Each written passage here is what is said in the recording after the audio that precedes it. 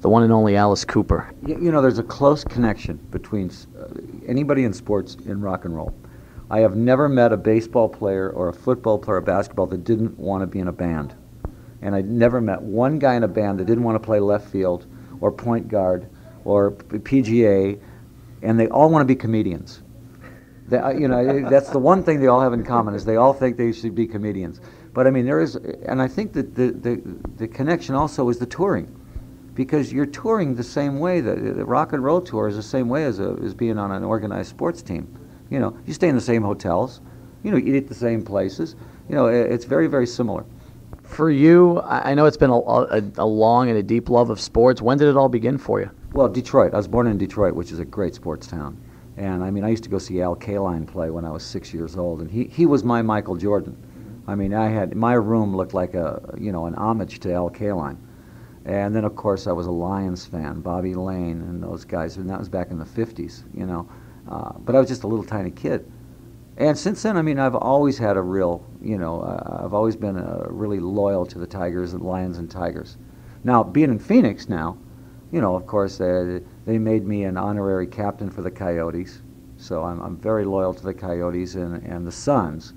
I mean, I'm very, very close with the Suns. So, for you, was it ever the opportunity before you got into music that you wanted to become either a baseball player or a football player or a basketball player? Did you ever have those dreams before music? Oh, every kid I knew wanted to play left field for the Tigers. I mean, and some of us could have. They were so bad. The Tigers were so bad. We played baseball. We'd get up in the morning and play baseball until the sun went down. And it was sandlot ball. You know, I mean, we'd take a baseball and we'd have to put the black electrical tape around it because we couldn't afford a real ball. So when my dad first took me to the ballpark, to Briggs Stadium, it was called at the time, I mean, I was in awe. I went and sat through a doubleheader of the Tigers in Cleveland. And I remember everything about it. I remember Jim Bunning against Herb Score. Kaline got 6 hits in the doubleheader. Charlie Maxwell hit 4 home runs. I mean, it was like I could remember everything about it. I must have sat there for 9 hours and didn't move. I was just mesmerized by it. So, you know. It's almost the same kind of feeling you get when you come out here to Bank One. If you've never seen a Major League park before, you just haven't been to this park. When you come out here like we were earlier and looking out at the press box, just unbelievable how it's groomed. And there's just nothing like that feeling when you can actually look at a ballpark, is there? Well, I mean, it's all, especially if you're a guy, you're looking out there, it's your fantasy. You're looking at Bank One ballpark and you're thinking about running the bases. You're thinking, can I hit something over that fence? You know, could I actually get a swing? You know, with Randy Johnson throwing a 100-mile-an-hour fastball, would I even get my hands here? You know, no, you wouldn't. It's one of those things, but it's our fantasy as kids to always be out there in the big leagues. And in terms for you, you not only have a chance to have season tickets here at Bank One, but also with the Suns, the Coyotes. So people might not realize this, but you are an avid sports fan. Oh yeah, and I get to know these guys. We have a restaurant right down here called Cooperstown, so they all come in. You know, and it's all, you know, they come in because we play loud, blaring rock and roll. That's what you're hearing, and on the big screens is all the sports going on. So it's the perfect combination of sports and rock and roll. And I'm sure after a game, these guys don't want to talk baseball or basketball. They want to come in and hear rock and roll. It's like us. When I get off a tour, I don't care who comes in town. I'm not going to the concert. You know, I would just spent 5 months in concerts, and I'll go, hey, listen, tomorrow we'll go play golf or we'll go to the game or something, but I really don't want to go to the concert, okay? Do you feel like you have enough time to watch sports here in Phoenix? I mean, with all the touring you do and the grueling road schedule, do you have enough of a release to come out here and just spend time getting away from it all and watching these kind of games? Oh, yeah. If it's a game here in town and I'm not touring, I'm here. You know, I'm at every game. And I have a 14-year-old son. You know, of course, now he's got the fantasy that he wants to, you know, be Jeremy Roenick, you know. So he plays hockey. Now, I coached soccer and baseball, and I haven't got the nerve to coach hockey yet. So, but I mean, so, you know, we go to every game. You know, I mean, I use him as an excuse. Honey, you know, Dash really wants to go to the game. Dash, come here. Dad, I have to do homework. No, you want to go to the game. Let's go.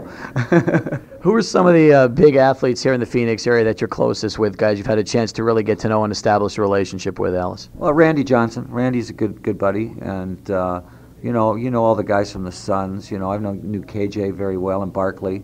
when they were, when they were at their peak, and Ainge, Marley.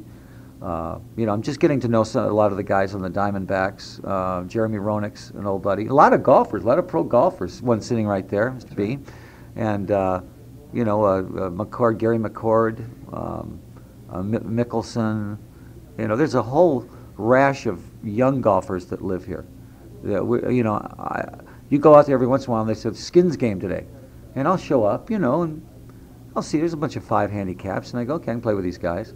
And then you look around and you go, well, wait a minute, there's Tim Herron, there's Beam over there, and there's Mickelson, and there's Steve Jones, and there's Lehman.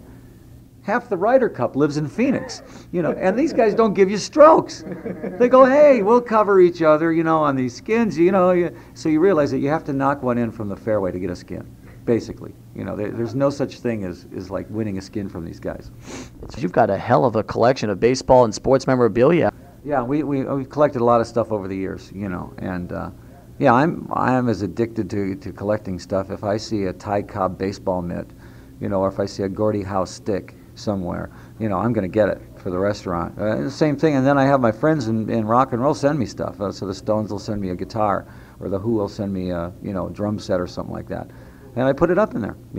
Ted Nugent sent me a boar's head that he shot. Shot this boar. I mean, this thing must have weighed 900 pounds.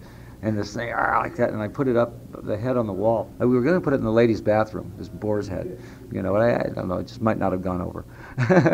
What's your favorite piece of sports memorabilia that you own? I've got a Tigers ball, 1955 Detroit Tigers ball, with everybody's signature. Harvey Keene, Jim, Tuttle, Bunning, Frank Larry, all these guys, and it was I think the classic Detroit team. So that's one of my prized possessions. If people never seen an Alice Cooper show before, how would you sum it up for them? Well, we were the first to do theatrics. We were the first to ever do theatrics or makeup on stage, before Kiss, before Bowie, before anybody, and that's always been our roots. But if you strip all that away, we're a hard rock band. We're a pretty good hard rock band, and when you come to see us, I mean, the idea is you're never going to be disappointed, because even if you don't like Alice Cooper, it's almost impossible to not like the show.